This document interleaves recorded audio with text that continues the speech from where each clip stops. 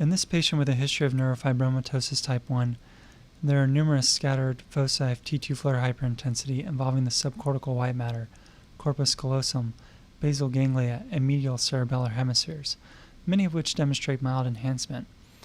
There is expansile T2 FLAIR hyperintensity involving the genu and splenium of the corpus callosum, where there are areas of scattered restricted diffusion.